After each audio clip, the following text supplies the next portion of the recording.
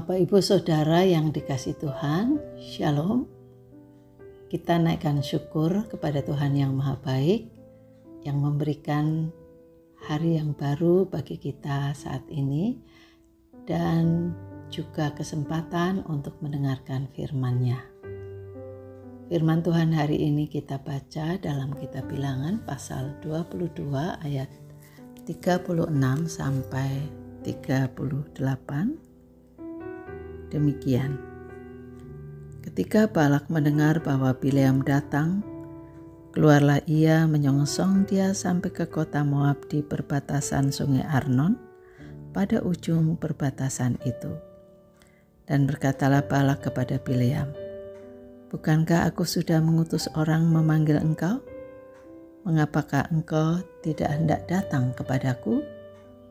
Sungguhkah tidak sanggup aku memberi upahmu?"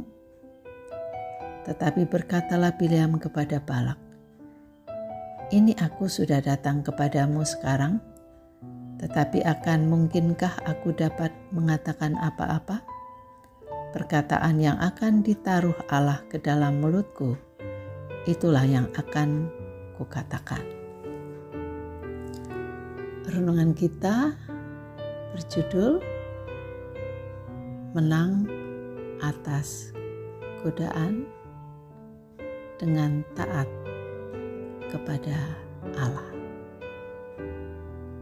Dalam kehidupan sehari-hari, sadar atau tidak sadar, kita sering diperhadapkan dengan banyak godaan duniawi yang dapat menjerumuskan kita pada sikap dan tindakan yang tidak sesuai dengan kehendak Allah. Godaan-godaan tersebut dapat berupa hal-hal yang sangat menggiurkan, seperti uang atau harta yang banyak, jabatan, popularitas, gadis yang sangat cantik atau pria yang sangat ganteng, dan sebagainya.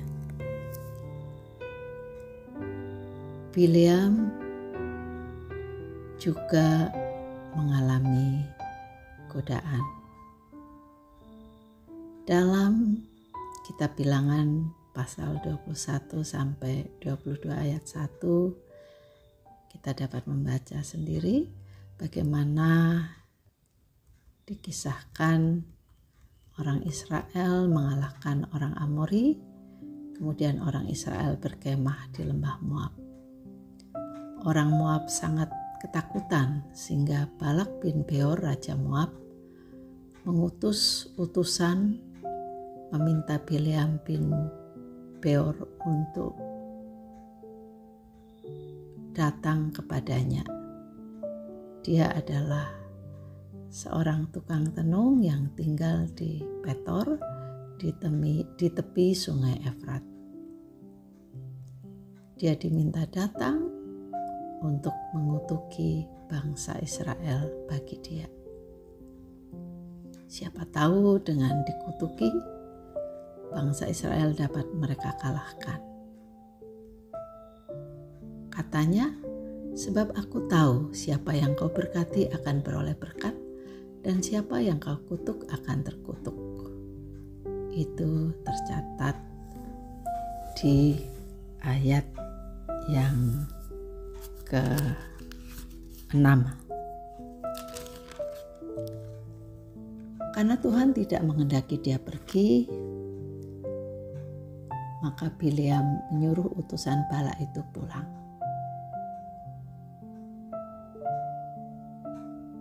Bileam sudah tahu firman Allah, yaitu supaya dia jangan pergi bersama mereka dan supaya jangan mengutuk bangsa Israel, sebab bangsa Israel telah diberkati oleh Tuhan.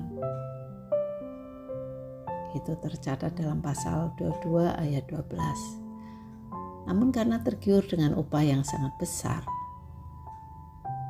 Bileam tidak langsung menyuruh rombongan utusan yang kedua dari Balak untuk pulang, seperti utusan yang pertama.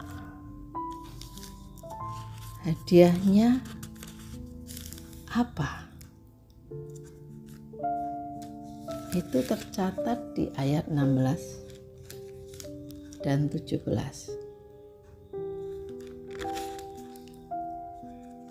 Pasal yang ke-22.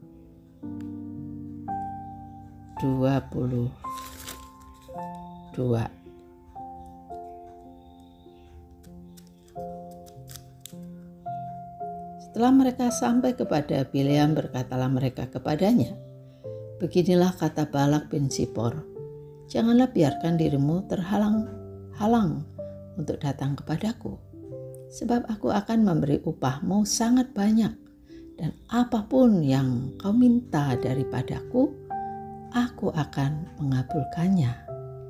Datanglah dan serapahlah bangsa itu bagiku."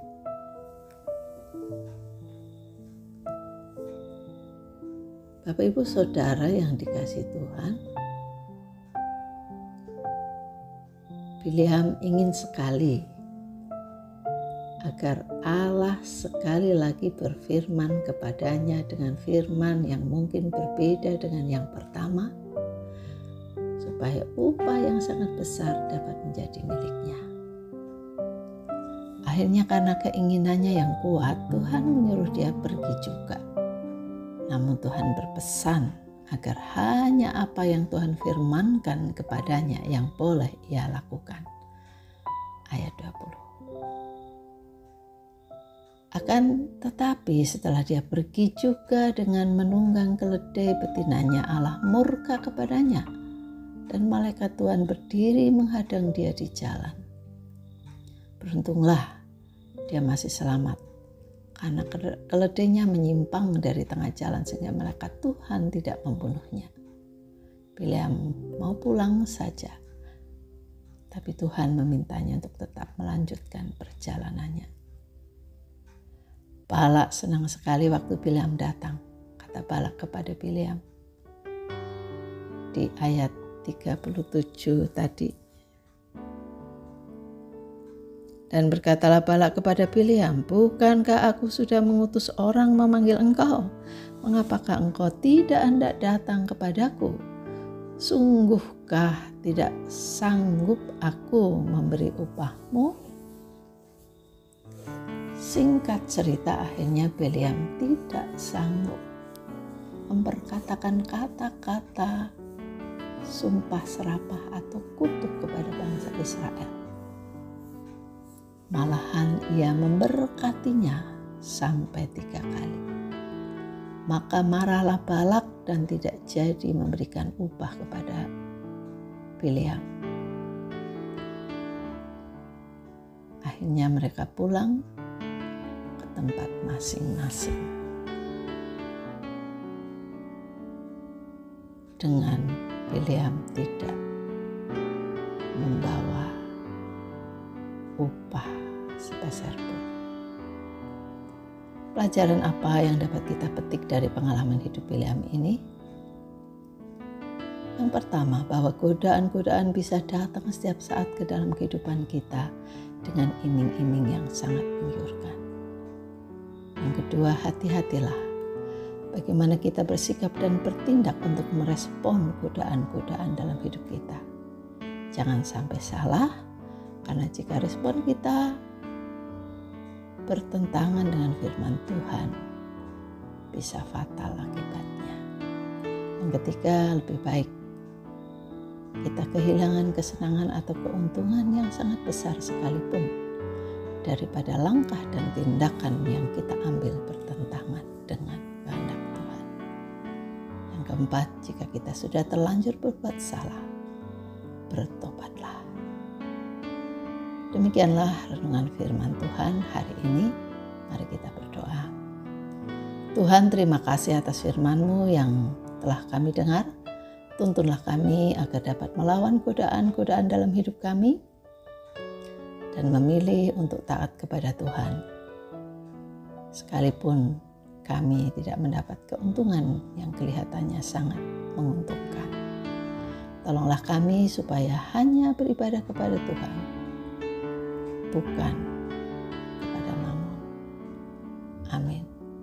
Selamat pagi dan selamat beraktivitas. Tuhan memberkati.